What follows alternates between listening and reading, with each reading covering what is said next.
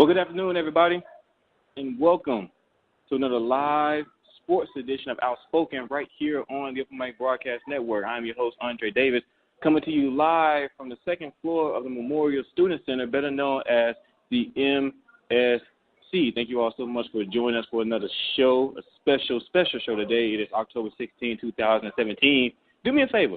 Give us a call at 469-474-9370. Again, that's 469-474-9370. Call us. Voice your concerns, your opinions, anything that is on your mind. A lot transpired in the world of sports over the weekend. We have a special show in store for you tonight. So we're going to jump right into it with some college football. There were quite a bit of upsets that happened over the weekend. But there's only two in particular that I want to point out. And I am joined by my main man, Mr. Clifton Monroe, one of my sports editors for the Panther newspaper. And Clifton is going to help me out here for today's show and give his thoughts and his opinions, as he always do weekly. How you doing, Clifton? I'm doing great. It's been an interesting Monday. An interesting Monday? Well, hold on, man. Before we get in, we're going commercial free as always here on Outspoken. So before we get into the show, man, what happened today? I got my best grade back from college algebra. Uh-oh. Didn't really look too good, did it? It looks pretty good. I got 92 on it. So. Oh, man, you started talking like you was about to. And what's the sad face for then? Work. Like 5-hour shift. Oh, so it ain't school that's the problem. No, it's work. Well, man, that just comes with, the territory of, a college student, taking on responsibilities. As college students, not only we have to worry about going to school, we have to worry about going to school and working so we can have some extra pocket change, so we can turn up for homecoming. Yeah, I know you're going to turn. You got that turn up look on your face. You seem like one of them, like kind of quiet turn up guys. Like, I ain't really going to be out there in the spotlight, but I'll get a little tipsy every now and then. Yeah. Is that you, man? Yeah, that's me. Well, man, thank you so much for joining us here on the show, man. So good to have you back here on Outspoken. We're going to jump right into today's show, Clifton, with some college football. As I mentioned before, if you're just now tuning in, a lot of upsets happened over the weekend in the world of college football. In the world of football, period, but specifically college football. But there's only two games that I want to point out here for today's show, Clifton. Number one, Clemson gets upset by Syracuse. And Syracuse is in New York, and I know our guy Michael Toussaint is a New York fan, so I'm pretty sure he saw that game. So I know he was just jumping for joy. Yeah, he was jumping for joy twice. He was jumping for joy twice because Syracuse won and New York Giants won. They did. Yeah. We're gonna get into New York Giants and NFL a little bit later, man. But Syracuse. I'm going to call this one an upset. The second one, I'm not going to even call it an upset because I don't even know what that was. But Syracuse defeats Clemson by a score of 27-24. And this was number 2 Syracuse going into this ball game. But they defeat Clemson by a score of 27-24. Now, in that game, a lot of things happened in that game that caused Clemson to lose that game. But specifically, there's a couple of things I want to point out, Clifton, in that game. Clemson was 2 for 11 in third down efficiency.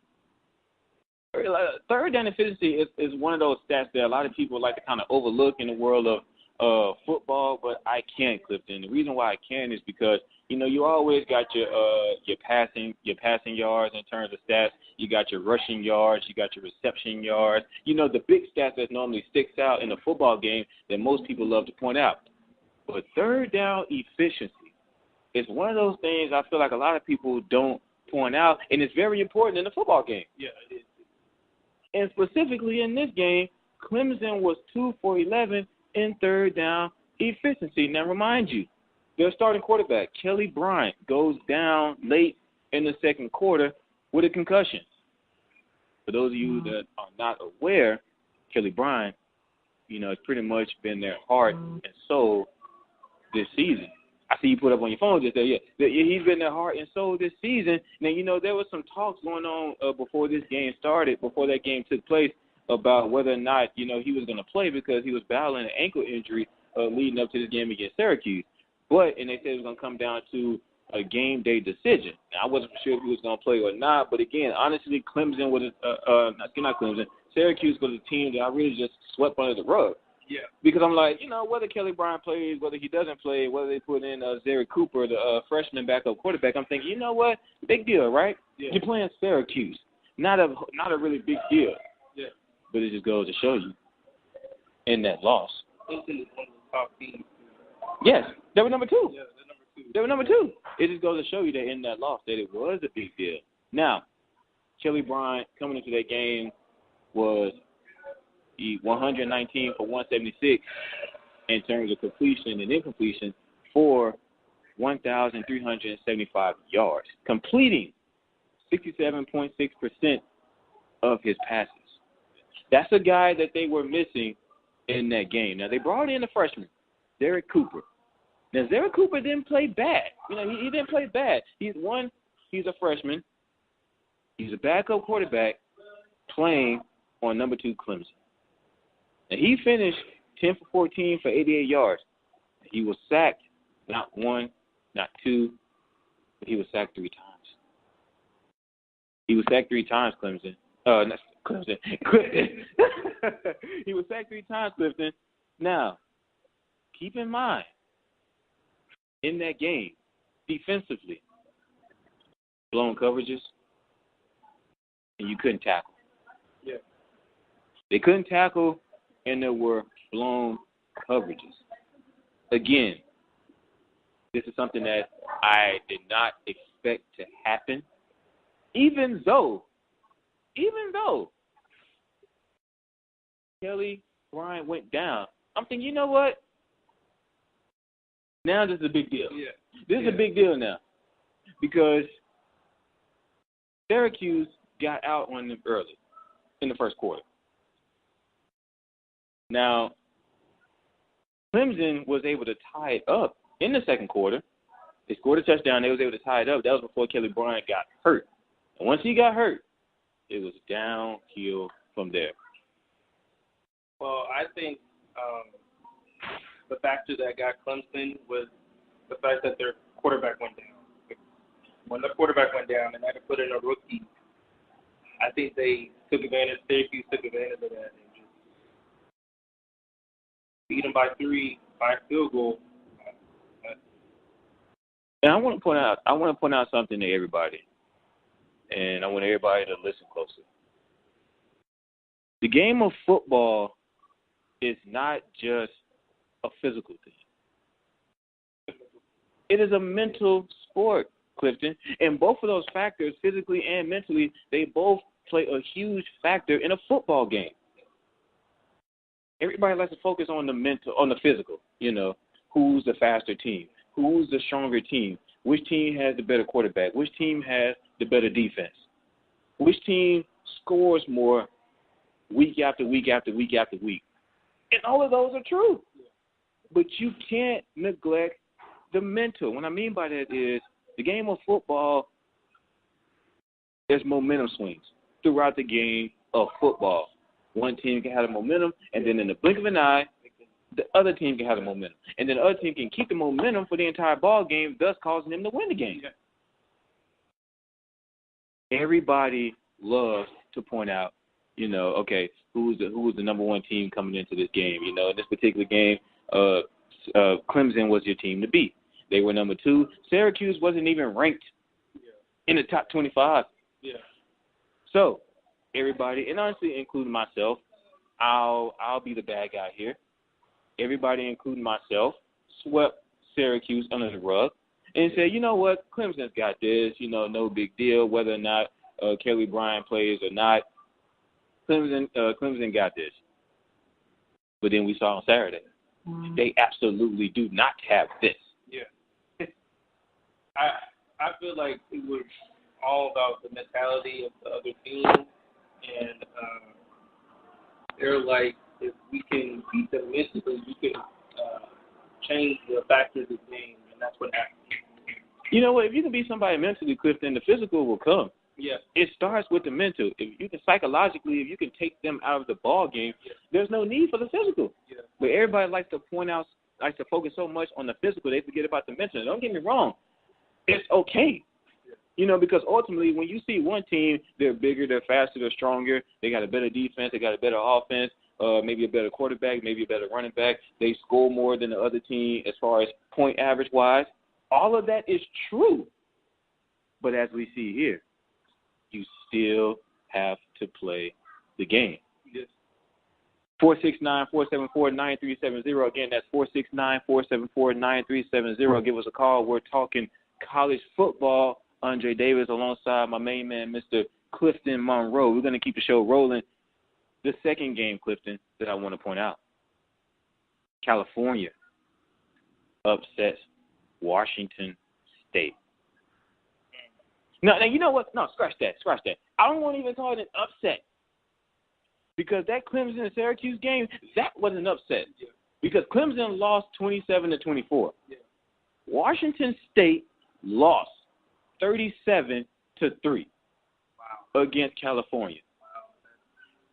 Wow. That's not an upset. That's a beatdown. Yes. That's what that is. Yes. I don't even know what I can't call that an upset because it's just not. The senior quarterback for Washington State, that being Luke Falk, he was god awful. Oh my goodness.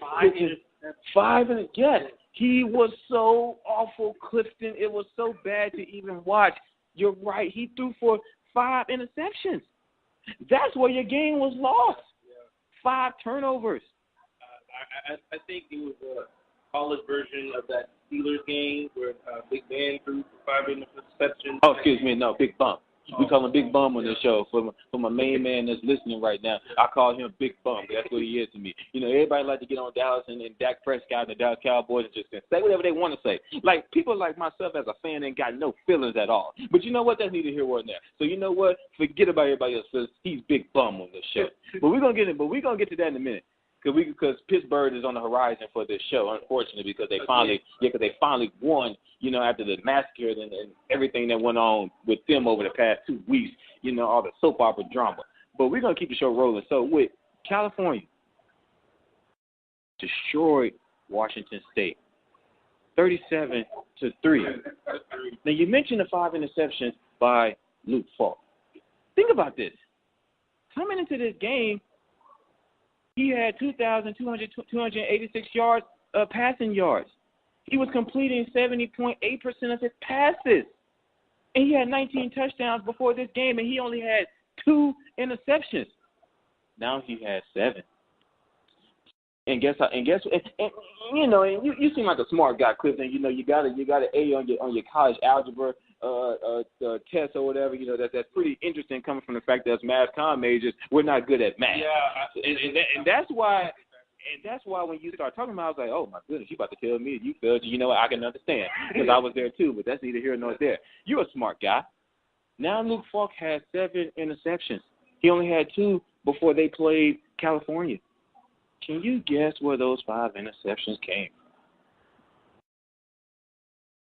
Can you guess it, Clifton? Just take a wild guess. Remember, he only had 2. He threw 5. Now, just take a wild guess where that 5 came in. You already said it. In what game did he throw those 5 interceptions? He threw those 5 interceptions in the California game. Now you have 7. You took 5 in one game. And another thing that caused them not to win this game, they couldn't establish a run. Oh, yes. They could not establish a run. They only finished 23 yards rushing the entire. Wasn't their running back Jay Morrow? Yes. He had 8 carries for 51 yards. 51 yards. That's horrible, isn't it? Yeah. Now keep in mind. And the receivers didn't have anything good. Now keep in mind, even after this win, I'm still not just saying that California is just that, dynamite team.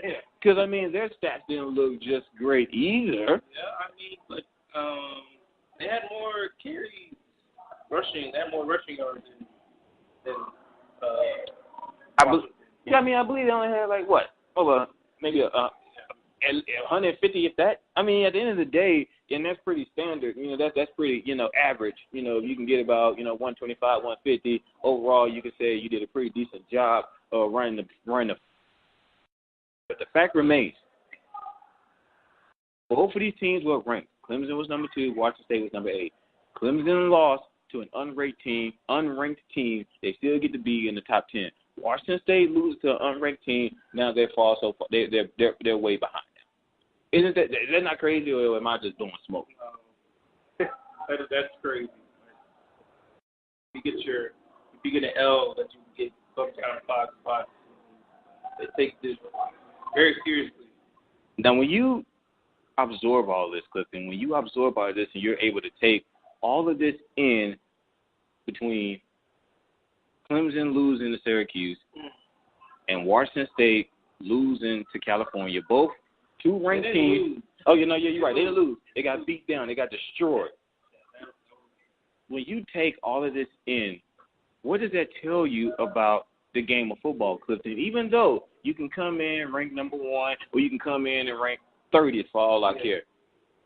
What does that tell you in terms of the fact that you still have to go out there and play? That anything can happen in football. Like, if you think it's going to be over in the last final seconds in the game, you're wrong. So, quarterbacks every day change the way the game is played in the NFL and in college football. Yeah. 20 minutes past the hour. We are 20 minutes past the hour for our sports edition of Outspoken right here on the Open Mic Broadcast Network, hosted by yours truly, Andre Davis, on my main man, my sports editor of the Panther newspaper, Mr. Clifton Monroe himself. Do me a favor, 469-474-9370. Again, that's 469-474-9370. Give us a call. Voice your concerns, your opinions, anything that is on your mind, as we are broadcasting live from the second floor of the Memorial Student Center, better known as the MSC. And we're going to wrap up college football, Clifton, with PVAMU football. Falling short to Alcorn this past weekend by the score of 34-21. Now, PVAMU is on a 2-game losing streak.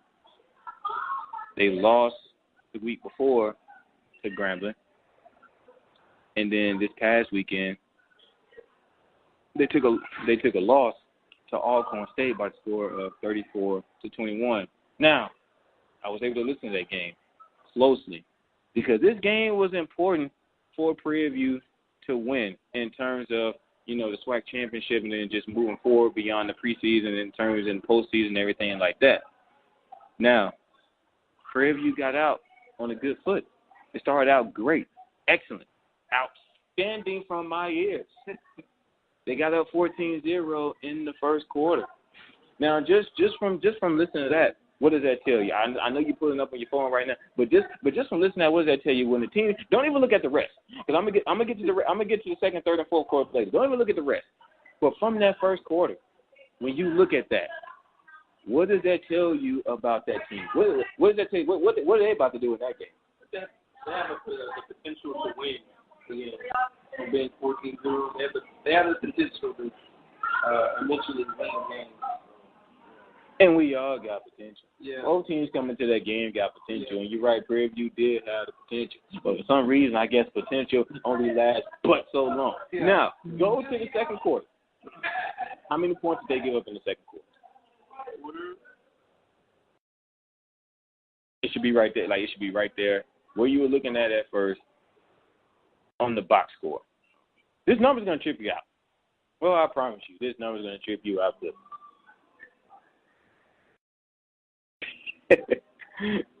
They gave up 24 points in the second quarter.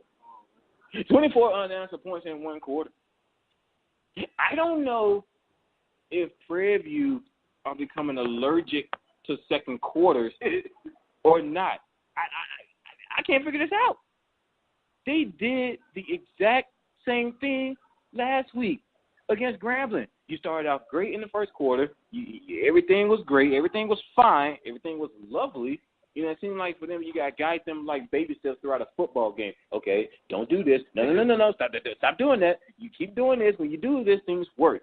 It seems like for some reason, it's this back and forth with Prairie View's football. Either you can't start off good, and then you end up finishing good. You start off slow, then you finish good, or you start off fast, and then you forget the fact that you still got 3 other quarters to play football. I can't figure it out. I don't know what it is. Good thing you on the show, man. I got you as a guest here on Outspoken. I can't seem to figure this out. Maybe you can help me. Maybe you can help me figure this out. I mean, what is the problem with Prairie View football over the past 2 weeks? Not being able to close out games, honestly. They have the, as I said before, they have the potential to close out games, but it comes down to second quarter and the rest of the game, honestly. Now, how ironic is this, Clifton? Prairie View lost this past week in Alcorn State by a score of 34-21. Prairie View lost last week against Grambling State. You want to guess what that score was? Same exact score. Now, the only difference is it was flipped. It was kind of flipped. Yeah. Still horrible in the second quarter, but it was flipped in terms of the fact that you weren't up against Grambling State 14-0 in the first quarter, and then you just let them come back and beat you. No, you were losing the entire game, but the only difference was in Grambling, you wasn't losing that bad in the first quarter. You weren't losing that bad. After the first quarter, the score was only 10-7 because Prairie View scored towards the end of the first quarter to make the score 10-7. But in that second quarter against Grambling, you gave up 21 points in that second quarter. And then fast forward against Alcorn State, you give up 24 in the second quarter. I mean, Clifton, what is the deal with second quarters for the past 2 weeks? I don't understand it. I just don't get it. It seems to it makes you speechless, don't it? It seems to make me speechless. But nonetheless, Prairie View football is on a two-game losing streak. They have a bye week coming up, this weekend. Thank goodness. Yeah. You about to say the same thing, huh? Thank goodness. There's a bye week coming up. Maybe they can regroup, game plan, and figure out how they can move forward after this week. But Nico did have 3 touchdowns. Yes, he did. And 291 yards. That's pretty good stat. Now, speaking of Nico, Clifton, there was a quarterback change that you just saw. The starting quarterback was Abel McCullers. Yeah. I'm not sure if it came down to a game-day decision or if head coach Willie Simmons planned this out for the entire week. But nonetheless, regardless of whether it was planned out or if it came down to the game-day decision, Coach Simmons and everybody else felt like it was time for your redshirt freshman to get in the ball game. Redshirt sophomore to get in the game and see what he can do. Now, keep in mind, Clifton, Nico Hollins, as we just stated, has been here. Lavelle McCullers is a JUCO transfer. Just got here this past spring. Nico Hollins already been here. He already knows the offense. He's more well established with the offense in terms of the Coach Willie Simmons system, as I love to call it. He's more established with that, and he's your passer. Now, don't get me wrong. Lavelle McCullers is an athlete. He's a tremendous athlete. The boy can flat out run effortlessly. He can flat out run effortlessly. But there's a difference between being a passer and being a thrower. There's a big difference. Lavelle McCullers, in my opinion, is a thrower. He can throw, but he's not a passer. Nico Hollins, he's your passer. Now, he won't run too often. If you're expecting him to run, Nico Hollins is not your guy. Yeah. Now, he's not your guy. Now, he'll take off if he have to, if he gets into trouble. But even then, he's probably going to try to roll out the pocket and still try to hit his man downfield because he's not your runner. He's your passer. He's willing to stay in the pocket and let his wide receivers make plays. And that's something that we haven't seen for the past 5 weeks leading up until Alcorn. You got guys like Darius Floyd and Joshua Simmons and Kadira Hodge and now Marcus Hardy. You got all these offensive weapons on the outside, that need the ball into their hands. They can't get the ball because the quarterback can't give them the ball. Yeah. So, Nico Hollins is in, does pretty well for the most part. I mean, yeah, as you mentioned, he threw for 3 touchdowns, and he had an interception, but you can kind of avoid that out because at the end of the day, that was towards the end of the first half, just trying to make something happen. But in terms of his decision making, not too bad. I believe it was just under 50% as far as his pass completion. But at the end of the day, it was your first career start debut. You can only go uphill from here. And as I mentioned before, the Prairie University Panthers have a bye week coming up, which personally I feel like couldn't have come sooner. Yeah. It really could not have come sooner. They can regroup, figure out what exactly is the problem so they can move forward from this losing streak now. As far as moving forward, of course, once they come back, not only will they be coming back off of a bye, but it will be their homecoming. Yes. And they will be playing Outspokenn College. I don't know who that is. I didn't know who that was. Sounds like Clown College. I don't know who it is. I thought it was community college. It just may be. Yeah. It just may be. We don't know. Maybe they did that on purpose, just in case they took the 2 losses, which in fact they did against Grambling and Alcorn State. We don't know. Yeah. We don't know what the game plan was in scheduling this team against for homecoming. Nonetheless, that's who they're going to be playing. That's going to be a blowout. It's not going to even be just worth anything. But nonetheless, maybe that huge win, just maybe, because as I mentioned before, Clifton, football is a game of mental as well as the physical. Maybe that blowout will give them some confidence. I'm not on here to say that they've lost confidence because I'm not really inside the scoop like that. But one could infer that based on the way they've been playing for the past 2 weeks. And if in fact that is the case, maybe you need a team like Outspokenn where you can just beat up on really bad, to kind of gain that confidence back, because confidence plays a huge factor in the sport of football. It's not just the physical, it's the mental, it's the confidence. All of that plays into a huge factor in terms of you winning the ball game. And that's going to wrap it up for our college segment for today's show. Again, you are tuned into Outspoken. I'm your host, Andre Davis, along with Mr. Clifton Monroe, right here on the Upper Broadcast Network. Again, coming to you live from the second floor of the Memorial Student Center, a.k.a. the MSC. 30 minutes past the hour. It is 30 minutes past the hour, and we're going to keep the show rolling. And we're going to get into some NFL action, Clifton. You're a huge NFL fan. Yes. I know you're a huge NFL fan. Yes. You're a Houston Texans fan. Yeah, I am. Oh, they won this past weekend. I mean, you played the Cleveland Browns. Yeah, don't get too excited. Yeah, but we still got our. You know what? I'm going to call him that bad man, that being Deshaun Watson. Yes. Jeez. It's the truth.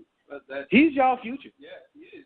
Because for a minute, I felt like the future of the Houston Texans was just gone. It was over. Yeah, we never could find a quarterback, honestly. Our quarterback was. But honestly, even when y'all drafted Deshaun Watson, I'm not saying that he wasn't going to prove himself, but for some reason, I still wasn't sure. And again, this is the man that just won the NCAA National Championship at Clemson. Yes. And he, in my opinion, was the best quarterback in that draft, along with, you had Mitchell Trubisky, who went before him, who's now playing for the Chicago Bears and everything like that. But still, nonetheless, he was that guy. But we're gonna get into that a little bit later. But something that has been trickling in the news over the last 24 hours. Aaron Rodgers. Oh, broken collarbone. Yes, he goes down with a broken collarbone and an injury. Due for surgery too. Yes, he is. And that was in the Packers' 23-10 loss to the Vikings. Yeah, they honestly. A lot of fans are saying that without Aaron Rodgers, they weren't good. Now, what I really want to get into, Clifton, and he was hit by the linebacker Anthony Barr for the Vikings. Now, what I want to get into, I'm going to get your opinion first, and then I'm going to share mine. But what I want to really get into is, was that hit by Anthony Barr, was that a cheap shot? Was it a dirty hit? I mean, don't disappoint me. I believe so. I believe. I just said don't disappoint. Go ahead. Because the fact that it did end up breaking his collarbone, and made him miss the rest of the game, and the deficit loss, which they had potential to win, but down goes Aaron Rodgers. That's it. Oh my goodness! I need somebody. Can somebody get the violin, please? I mean, my goodness! I just hear you over there. My goodness! You and everybody else need to get y'all a number 12 onesie. I mean, what? I said don't disappoint me, and you do it anyway. You know, Clifton, every time I bring you on this show, I say don't disappoint me. You disappointed me last week. You were sitting over there when I asked you who's the best wide receiver in the NFL, and you said Andre Johnson. Yeah, okay. I said don't disappoint me, ladies and gentlemen. Clifton Monroe. Oh, now you want to come to your senses. Oh, just it only took you a week to do so. Yeah. Oh, my Lord, ladies and gentlemen, Clifton Monroe and the vintage Clifton Monroe, guys, he continues to disappoint me every week on the show. I said, don't disappoint me. You're going to sit there and say that was a dirty hit.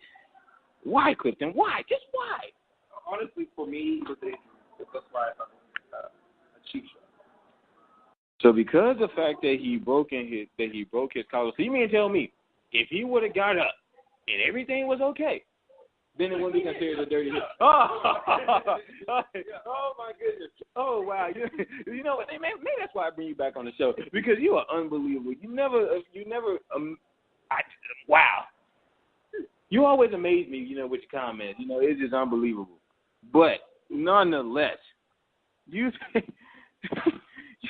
say, yeah, okay. So listen. Let me clear this up. Let me state this for the record. First of all, I like Aaron Rodgers. He's a phenomenal quarterback. He's a great quarterback. I like him. I just don't like him when he played Dallas. He's always exposed our secondary for how weak it is. But that's neither here nor there.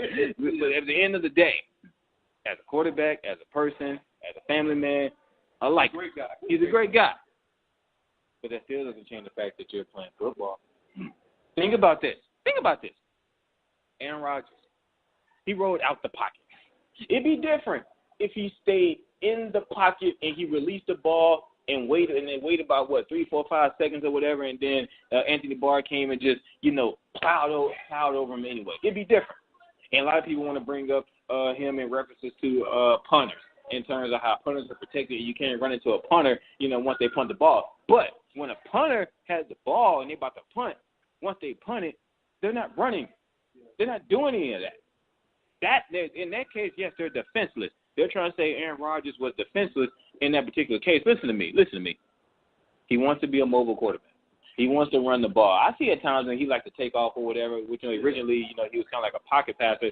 Over the last 3, 4 years, he kind of progressed into that mobile quarterback and try to implement both into his arsenal. I get all that. But nonetheless, think about it. Nonetheless, he rolled out the pocket. It'd be different if he was inside the pocket. He rolled out the pocket, and he got hit right when he released the ball. Yeah. Now, they're trying to say it was a dirty hit because Anthony Barr didn't have to drive him into the turf. I saw that. That was unnecessary. I mean, at the end of the day, what is unnecessary? Maybe I just come from another genre of football. When I was told, hey, you either lay somebody out or you're going to get laid out. And for some reason, it seems like once we get to the professional level in terms of the NFL, now we got to put these rules and regulations in terms of when you can't hit somebody, when they're defenseless, when they're not defenseless. When I grew up playing football, it didn't matter if you had the football or you didn't have the football. You laid them out.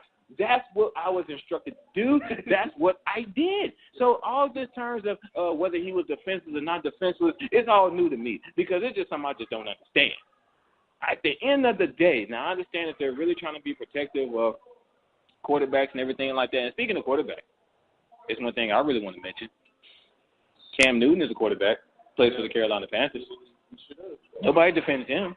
Cam Newton gets off the ground every single Sunday. Matter of fact, it hurts my eyes. I pray every time he drops back to pass because he gets up off the ground all the time.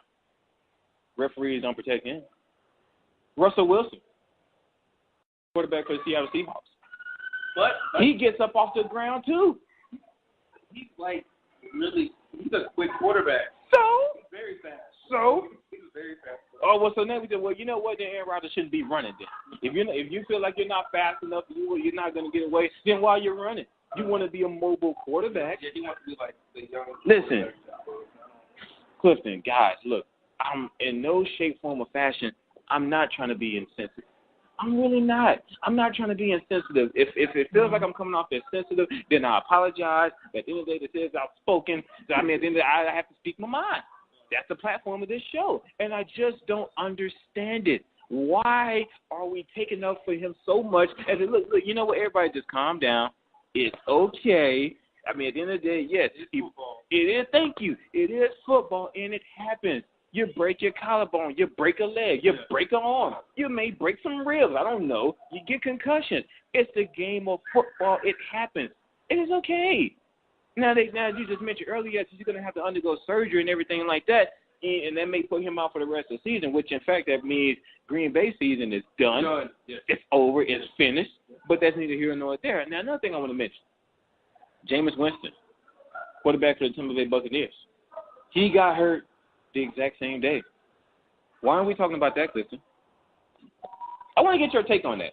Jameis Winston got hurt the exact same day with an AC joint sprain in his throwing shoulder. Got hurt the same exact day. Nobody's talking about that. Everybody's talking about Aaron Rodgers. Nobody's talking about Jameis Winston. Why? Because, for the record, I don't think anyone's paying attention to the Buccaneers right now. The record is irrelevant, and they looked at that was a factor when it came to announcing. Really?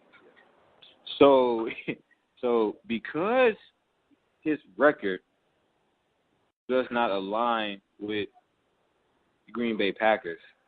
Oh, yeah, wasn't this like the second loss for the Green Bay Packers? I mean, at the end of the day, Green Bay was what? 4-1. Yeah. I understand. They're 4-1, now they're 4-2. I mean, I get all that. But at the end of the day, I'm just talking about from the player perspective in terms of everybody want to care so much. When Aaron Rodgers goes down, everybody wants to care. Because, why? Honestly, he's a well-known quarterback. So is Jameis Winston. It's just the fact that Aaron Rodgers has been in the league more. Yeah, he's been in the league more, and people know what he can do. Like, he's known for, like, Hail Marys and stuff like that. And when it comes to, like, passing and being, like, say, a.k.a. so the GOAT when it comes to the final seconds, like in that game in the Cowboys.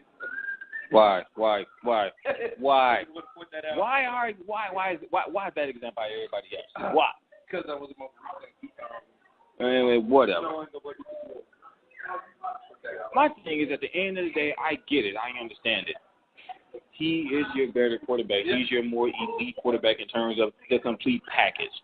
A lot of quarterbacks are good in one area. They're good in another area. You got some quarterbacks that are better at throwing, but they can't really run the ball. Vice versa. You got quarterbacks that are good at running, but they can't really throw the ball that well. I understand all that. But you got a guy like Aaron Rodgers, who's your more elite quarterback in terms of the entire package. I get all that. He's the reason, in fact, why Green Bay was 4-1 coming to the game against the other Vikings. I get all that. But in terms of spreading the love, and what I mean by that is, why not feel the same for one quarterback as we do for another, who in turn you got Jameis Winston, who in my opinion, I mean, you just give him some time. I honestly feel like he's the guy who can honestly possibly get up to that level of an Aaron Rodgers, and one day, I mean, he's got Mike Evans and those guys to help him out, and Doug Martin and everything like that, the running back position. He can get to that level one day, but my thing is, we worry so much about one group. I ain't trying to sound racist here, but we worry so much about one group that we neglect the other. And he's an NFL quarterback just like Aaron Rodgers. Honestly, I didn't think about it that way. You mentioned it. I mean, yes. He's an NFL quarterback just like Aaron Rodgers. That's all I'm saying. And we are concerned so more about Aaron Rodgers that we neglect the fact that another quarterback in your league, I mean, he just so happened to be black. I'm not even trying to throw out white and black. He just so happened to be black. Yeah. And he got hurt the same exact day. And nobody's talking about it. Nobody's mentioning it. I mean, yeah, you got your people have written articles about it in terms of giving us updates and everything like that. But in terms of actually really discussing it, nobody's really discussing it. Because everybody's saying... I honestly did not know what his face Diggy is going to mention. No, I mean, at the end of the day, now his injury is not as bad as Aaron Rodgers. He's still going to be playing. I think it wasn't a big factor. That's why not that many people. But what's really a big factor is me, or are we going to say the same about guys like Jameis Winston and Russell Wilson and your Cam Newton when they get drove into the ground in terms as to whether or not, see, when a guy like Aaron Rodgers or Tom Brady or Drew Brees, when they get drove into the ground, all of a sudden now it's a dirty hit. Yeah. But when you got guys like Cam Newton, Russell Wilson, and Jameis Winston, they're expected to just shake it off. Get up. You're an athlete. Get up. You're bigger for it. And yeah, matter of fact, I heard that today because somebody, matter of fact, I think it was my main man Shannon Sharp on Undisputed. When he was arguing with Skip Bayless, they brought that up, and I think Shannon was kind of saying the same thing I'm saying right now in terms of we bring up guys like Cam Newton or whoever, nobody really thinks about it. And they was like, well, Cam Newton, he's bigger for it. Cam Newton is like, he's like 240 or something like that right now. He's taller. He's a bigger quarterback. So therefore, he can afford to take more punishment. So if they say he's bigger, what about Big Ben? He's big too. And when he gets injured, they make a big deal about it. You're proving my point again. So why do guys like Big Ben, Aaron Rodgers, Tom Brady, Drew Brees, why do they get the spotlight?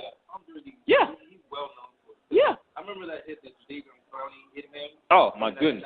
Yes. It was awful. Yeah. It was awful. He got fined for it. Yes, he did. Are you kidding me? Yeah, I was like, my thing is, yes, why do guys like him, why do they get the spotlight? Yeah. And these guys over here, they expected to just shake it off. Yeah. What do you think? You let us know. Give us a call, 469-474-9370. We're going to keep the show rolling. Another thing that transpired in the NFL over the weekend. Colin Kaepernick is suing the NFL for blackballing him. After everything that has happened, again, this all started last August to be in fact, when Colin Kaepernick started this campaign. After everything that has happened, now Colin Kaepernick is suing the NFL for blackballing him. Now, my question to you is, does Colin Kaepernick have a case against the NFL? That's how I answer the question. I think he somewhat does, and the fact that he didn't get on a team after the fact he was kneeling and what it was meant for, and he's not he didn't have a job in the NFL. I think they did blackball him in terms of that. But in terms of anything else, I don't know. Job wise. Now we can all agree that Colin Kaepernick was blackballed from the NFL. But, it's out there. It's in the open. I know it. You know it. People that's listening know it. Everybody in this MSC knows it. Colin Kaepernick was blackballed from the NFL. I get all that. But I'm not even a lawyer. I'm not even, in law like that. There's a lot of things that I'm not really for sure about. But there's one thing that I am for sure about, and it's this. In a court of law, it's not about what you know. It's about what you can prove. Yeah. Do you know how hard it is going to be for Colin Kaepernick to actually prove? Now, keep in mind, again, we all know it. That's not the question. The question is, can you prove? You know how hard it's going to be for Colin Kaepernick to actually prove that there was a conspiracy against him amongst NFL owners for not letting him into their organization. Now, what I found out is, Colin Kaepernick needs to have two. There needs to be two owners that basically, just to sum it up, they called each other and said, "Hey, you heard about Colin Kaepernick and this whole deal situation? Yeah, I heard about it. Yeah, I don't think I want that in my establishment. Yeah, I don't think I want it. Okay, so we're gonna do whatever it is that we can do to make sure that Colin Kaepernick does not have a job with our organization. He's gonna have to prove that at least two owners actually had a conspiracy just among themselves against him to keep him out of their organization. And to be honest, if the NFL is smart, they didn't do this. There's no way in the world I can see them do. You know how this would be crazy if they actually, in fact, didn't cover their tracks, and I just don't see that happening. I mean, at the end of the day, I get it. I actually feel bad for the man because you know what? He can be starting over so many quarterbacks that's in the NFL right now. There's so many teams that he can be a part of, but the fact that teams don't want to take a chance on him because of all the publicity he'll bring.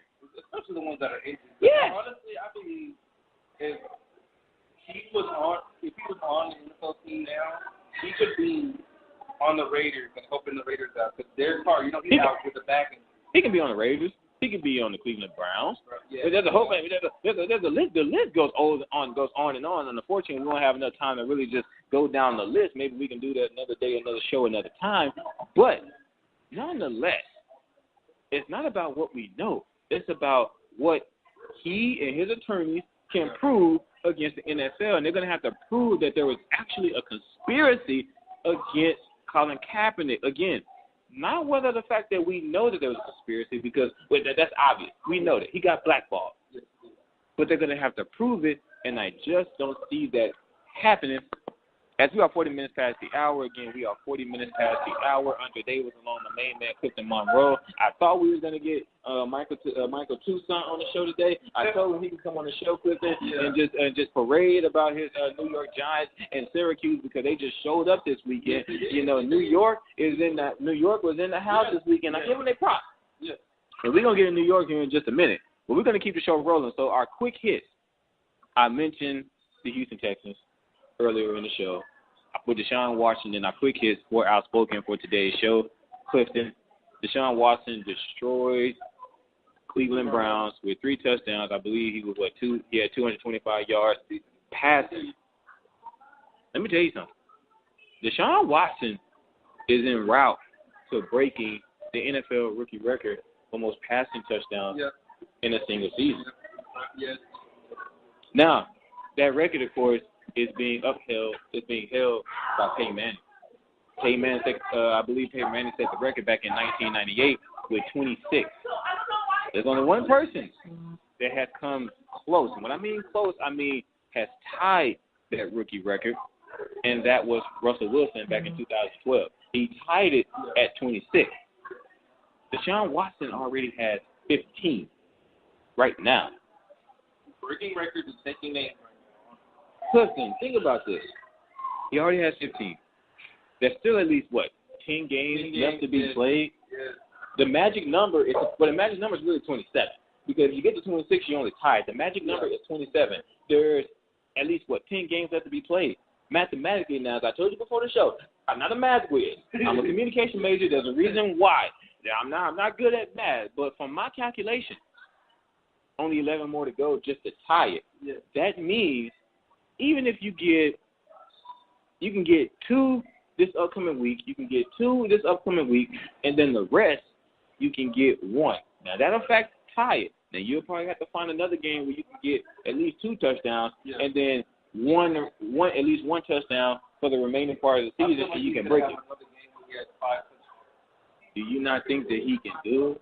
I believe he can. You got guys like DeAndre Hopkins and everybody else on the outside that can actually catch the ball, and you have the ability to get the ball to them. I have no doubt in my mind, as long as the offensive line holds up, it can protect him. As long as the offensive line holds up and they can protect him, I have no doubt in my mind that he can get that done. I think he can. Another quick hit for us for today's show, Adrian Peterson's debut. Oh, my God. Against Tampa Bay. Did you see that? My man AP, this is the reason why I need Michael on the show, because he tried to argue with me a couple of weeks ago when New Orleans traded him to Arizona. AP, he ain't got it no more. He ain't got it. I said, what? Are you kidding me? The fact that, let me just get this out in the open. You got to remember, they are a downhill running type of an offense. Why do you think David Johnson had so much success last season with Arizona as he did? Yeah. Because their offense is catered to that style of running. That's why when I saw this on the list, I said Adrian Peterson is going to be an excellent fit. Yes. And was he not? Yes. I think he had over 100 yards. Yes. Yes. He had, matter of fact, I believe he had it was like 134 yards to be exact. 134 yards. He had 2 touchdowns, and that was off of 26 carries. Yes. Now the question is, Clifton, can Adrian Peterson keep this up? Can he keep this up? Well, to be honest, I think the Cardinals have a really great O-line. From my experience, I think they have a great O-line. If they keep doing what they keep doing what they've been doing with the running back like AP, I think he can keep making records like he's doing. Now, keep in mind, the Cardinals have the Los Angeles Rams this upcoming Sunday, who are currently sitting at 4-2, who are honestly just surprisingly are looking, act a pretty good football team this year. I mean, honestly, I can't believe it. I don't feel like that's going to hold up for the rest of the season. And that's neither here nor there. I mean, you got Leonard Fournette, and that's really been your team, honestly. It's really been Leonard Fournette. No, in the defense. The defense is not that good. You brought up the defense last week. They're not that good of a defense. Leonard Fournette is bailing them out every single week. I know you're not relying on Blake Bortles. I know you're not doing that. Blake Bortles isn't your answer. No. I ain't gonna lie. The Jaguars found their answer in this particular draft by drafting Leonard Fournette from LSU. They did just that, and he's been phenomenal this entire season. But that's neither here nor there. But back to Adrian Peterson. Now, think about this. Now, they're playing the Los Angeles Rams, who surprisingly are 4-2 this season. I mean, they're the number.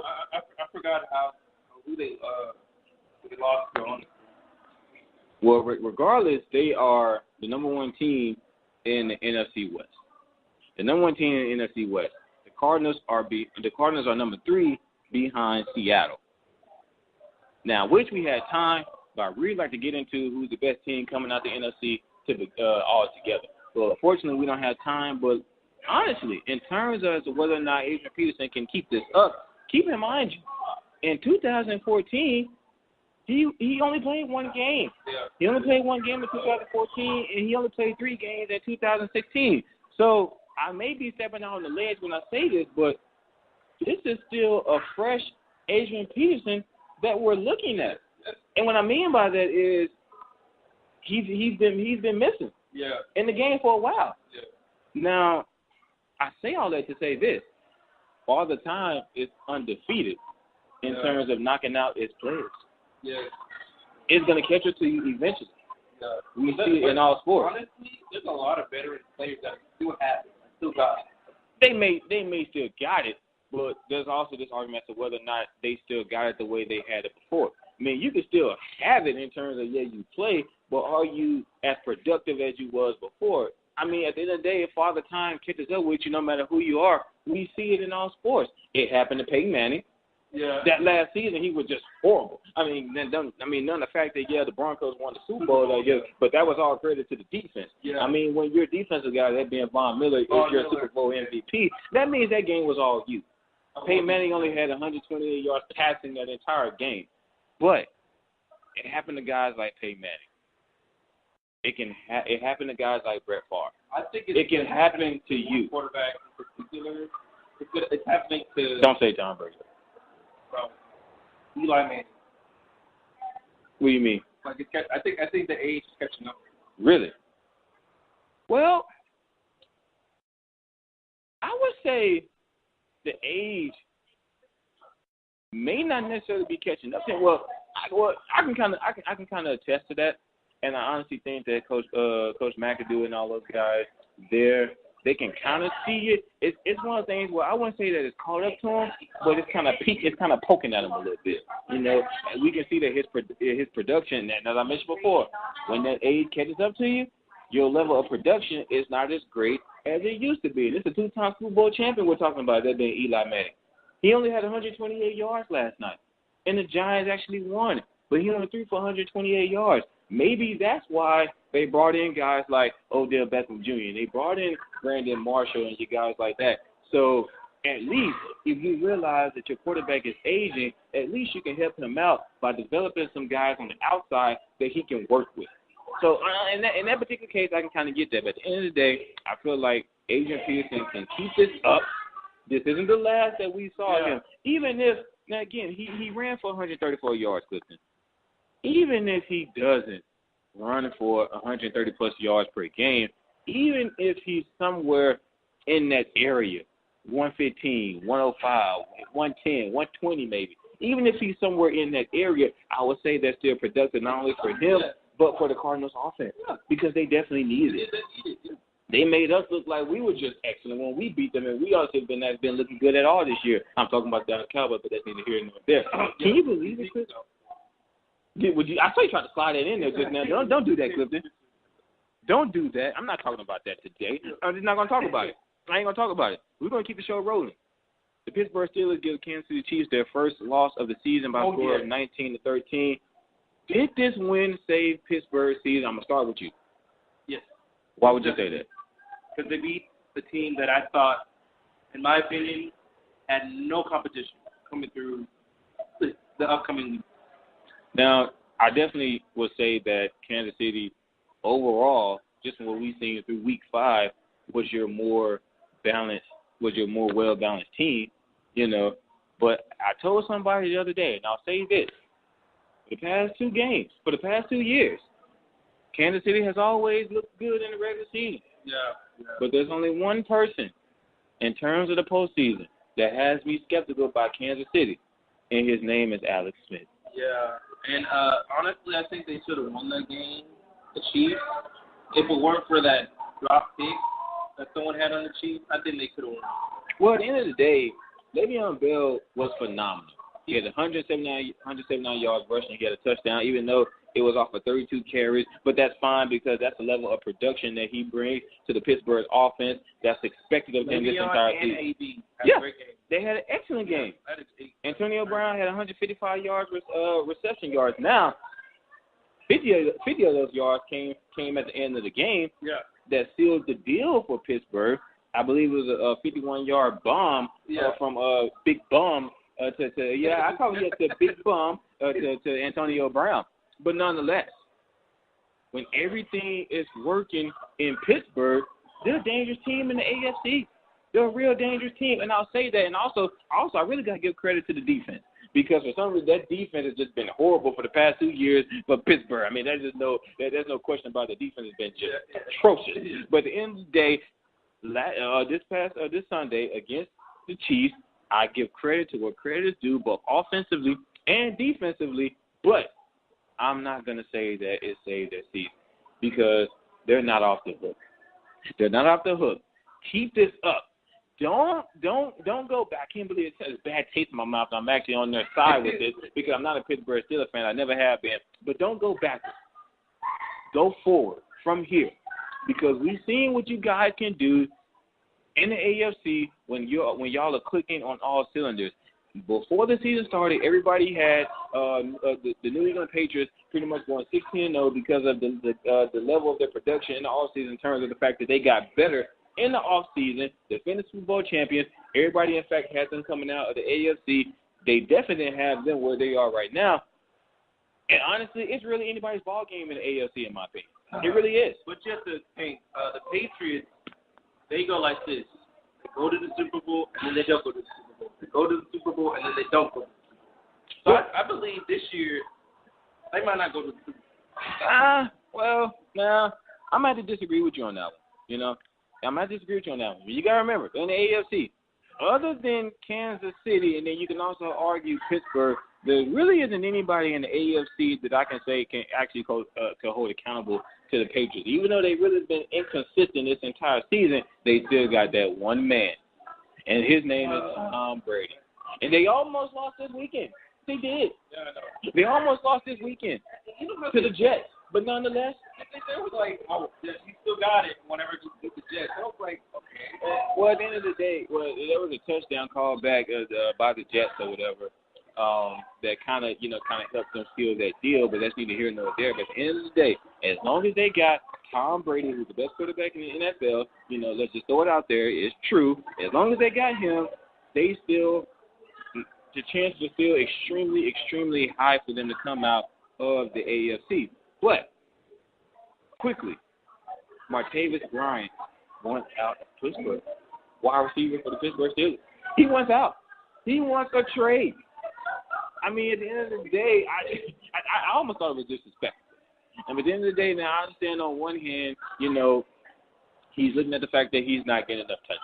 And I understand that. You aren't getting enough touches. But you got to remember, there's a bad man across from you on the other side of the field, and his name is Antonio Brown. Yeah. You're not Antonio Brown. Don't get me wrong. Martavis Bryant, he's an excellent wide receiver. Matter of fact, his best season, I believe, is in, 2015, when he finished with 765 reception yards. He's not a bad wide receiver. But you play alongside Antonio Brown. You can't expect to get a lot of touches. It's not going to happen. I mean, Big Bum is missing Antonio Brown for wide open passes. That happened a couple of weeks ago. He's missing their star wide receiver. Do you really think he's going to be looking your way every play or even every other play in that fact? And then on top of that, you got a running back. His name is Le'Veon Bell. That's going to get 32. That's going to get the ball 32 times a game. You're not going to get the ball. It's just not going to happen. I hate to say that, but it's just not going to happen. Now, we're almost running out of time. New York Giants finally get the first win of the season. I'm going to let you take this one over, Clifton. Give me your take on the New York Giants getting their first season victory against the Denver Broncos, who just upset me, on Sunday Night Football. They pissed me off. That's what I'm going to say. I'm going to go and say it, call it like I see it. They pissed me off. They lose 23-10. I'm going to let you have this one because if I start, we're going to go well over the show. We already over our time right now, but we're going to go over the show if I start talking about them. So you give me your take on this one, then we're going to move on to some NBA. Well, the Giants got to go, and it was well deserved after losing 4 receivers. Honestly, I think they deserved that. Honestly, they played their game of football. As you said, Eli Manning didn't have that many touches with football, and I think that was the case when it came down to winning that game. And congratulations to the New York Giants, honestly, because I thought they were going to go just like the Browns. Honestly, they're 0-6 right now. The Browns are, so I thought they were never going to get a dub, but they proved me wrong. The call-in number is 469-474-9370. Again, that's 469-474-9370. Andre Davis alongside my main man, Clifton Monroe, coming to you live from the second floor of Memorial Student Center, better known as CMSC. Now, real quickly, I'm going to say this, and I'll just leave it here as far as the NFL in terms of the New York Giants. What really impressed me is the fact that they were able to establish the run against the Broncos. I believe they finished with over 120 yards rushing after that game. And the reason why I say it is because the Broncos came in as the number 1 ranked defense against the run. Yeah. If they didn't do anything well, they know how to stop the run. So that was the most amazing thing I saw last night for the Giants to pull off that victory 23-10. But as the show comes to an end, ladies and gentlemen, let's quickly get into some NBA. Tomorrow, the Celtics are at Cleveland, and the Rockets are at the Warriors. The NBA debut is tomorrow, and I know somebody that's listening is not an NBA fan. He can't stand the NBA, but that's neither here nor there. NBA debut is tomorrow. The start of the 2017-2018 campaign will be officially underway.